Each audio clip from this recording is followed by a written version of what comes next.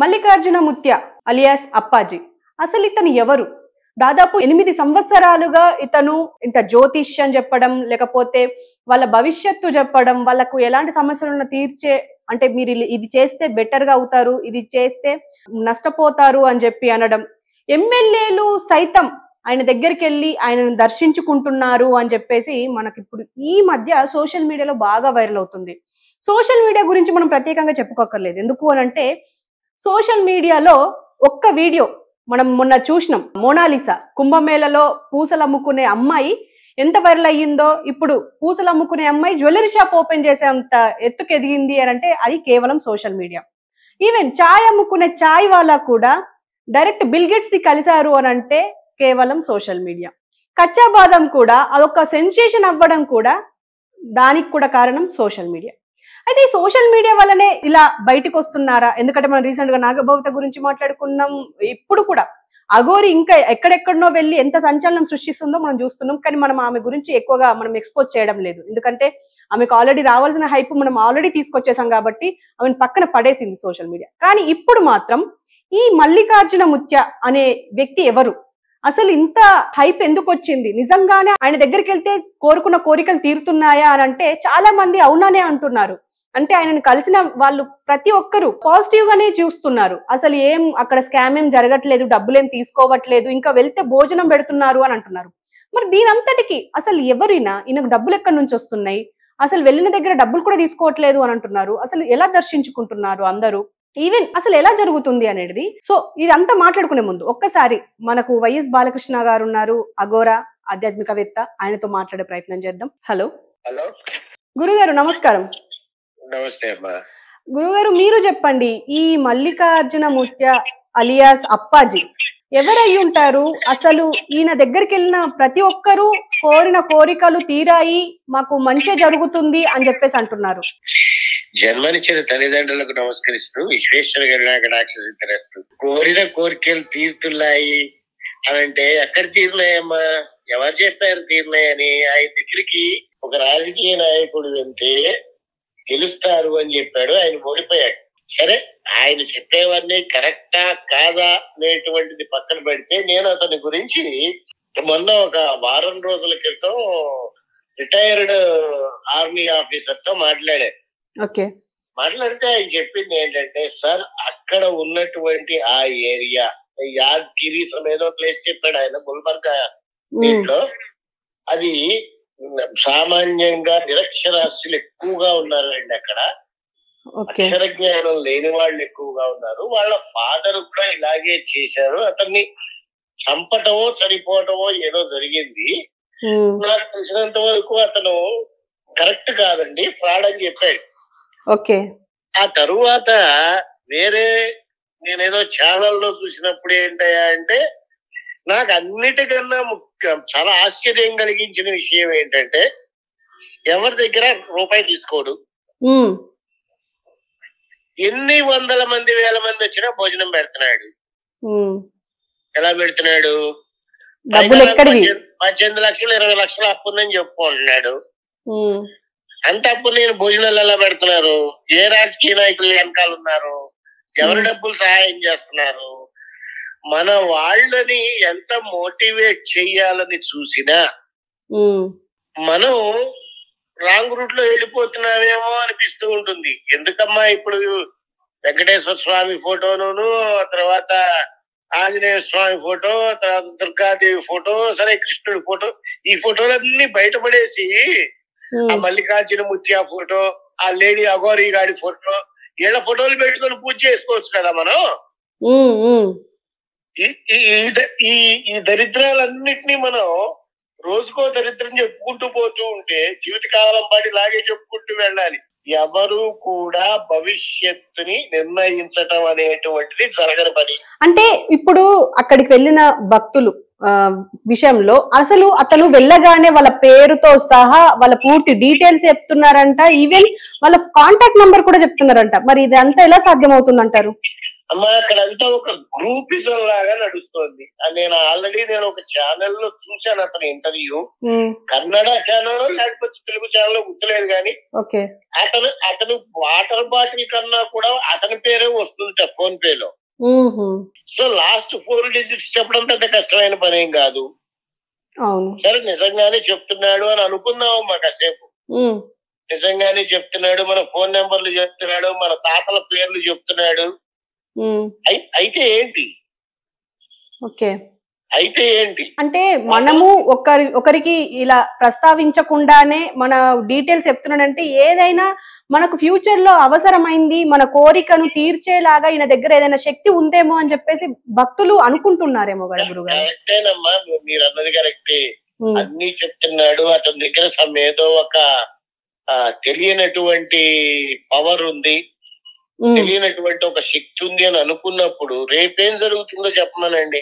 రేపు ఏం జరుగుతుంది అంటే ఇది ఒక సవాల్గా చెప్తున్నారా గురుగారు మీరు? ఖచ్చితంగా. ఇప్పుడు చాలా మంది ఉన్నారమ్మా ఇలా చెప్పేవాళ్ళు. ఆ లెక్కను చూస్తే నిజంగా మాట్లాడాలి అని అంటే ప్రకృతిని ఎదురించి నిలబడగేటువంటి శక్తి నాకు తెలిసినంత వరకు ఎక్కడా లేదు. జ్యోతిష్యులు కూడా భవిష్యత్తులో ఇలా జరుగుతుంది, కాస్త జాగ్రత్త పడండి అని చెప్తాడు గాని ఖచ్చితంగా ఇదే అవుతుంది, ఇలాగే చెయ్యాలి మీరు అని చెప్పరు. ఇలాంటి వాళ్ళు రోజుకి కొన్ని వేల మంది పుట్టుకొస్తూ ఉంటారమ్మా. ఖచ్చితంగా మనమే ఎంతో మంది గురించి మాట్లాడుకున్నాం గురుగారు. అలా పుట్టుకొచ్చిన వాళ్ళు, అంత గొప్పగా మాట్లాడే వాళ్ళు కరోనాని ఎందుకు ఆపలేకపోయారు? ఇప్పుడేదో కొత్త వైరస్ వస్తుంది, అదేదో దాన్ని ఎందుకు చెప్పలేకపోతున్నారు? ఇవన్నీ ఏంటంటేనమ్మా, నేను ఇందాక చెప్పినట్టుగా మనం పూజించే హిందూ దేవుళ్ళ ఫోటోలన్నీ తీసేసి గంగలో కలిపేసి ఈ ముత్యంగాడి ఫోటో, లేడి అఘోర దరిద్రుడి ఫోటో, ఇలాంటి ఫోటోలు పెట్టుకుని పూజ చేసుకోవాల్సి వస్తుందేమో. కలికాలం కలి ప్రభావం ఇట్లాగే ఉంటుంది. అంటే ప్రతిసారి హిందువుల్ని అమాయకులను చేసి ఇలా ఆడుకుంటున్నారు, ఇలా దేవుడు అని చెప్పుకోవచ్చు అంటారా? అమ్మా హిందువులను అమాయకులు చేశామని అనొద్దాం. ఎందుకంటున్నానంటే ఈ మాట, హిందువులు మూర్ఖులు, అమాయకులు కూడా కాదు. మూర్ఖులు అని ఎందుకన్నానంటే చిన్న ఉదాహరణ 2-3 చెప్తా కావాలండి. చెప్పండి. ఇప్పుడు లేడీ అఘోరాని తెగ మెచ్చుకున్నారు కదా మన వాళ్ళు. వాళ్ళు ఇంటికి తీసుకెళ్లి భోజనం కూడా పెట్టారు. అవును, వాడు కదవని తెలుసు కూడా. ఎందుకు పెట్టారు? దాన్ని ఏమనాలి? మూర్ఖులనికి ఏమనాలమ్మా? ఖచ్చితంగా. ఇప్పుడు మనం ఏది అసలు మన భగవంతుళ్ళని మనం కొలిచేటట్టుగా ఉండి మనం నమ్మితే జరగని పనులంటూ ఏం ఉండవమ్మా. భగవత్ శక్తి కన్నా మానవ శక్తి ఏం పెద్ద గొప్పది కాదు. సృష్టి స్థితి లయ కారకులు వాళ్ళనే మనం సరిగ్గా కొలవలేకపోతున్నాం. వాడెవడో జ్యోతిష్యం చెబుతున్నాడు, వీడెవడో జాతకం చెబుతున్నాడు, వీడి ఫోన్ నెంబర్ చెప్తున్నాడు. ఎవరికి కావాలి అసలు? ఫస్ట్ వాడి దగ్గర డబ్బులు ఎలా వస్తున్నాయి? వాడి వెనకాల ఎవరున్నారు? ఇలాంటివన్నీ చాలా ఆలోచించాలమ్మా. ఇది అంతకు ముందు ఏదో ఛానల్లో కూడా చెప్పాయి, ఏం కంగారు పడక్కర్లేదు, రోజుకో కొత్త దేవుడు వస్తాడు అని. అవును, అలాగే జరుగుతోంది ఇది. మనవాళ్ళు కూడా కాస్త ఇలాంటివి ఆలోచించి వెళ్తే బాగుంటది.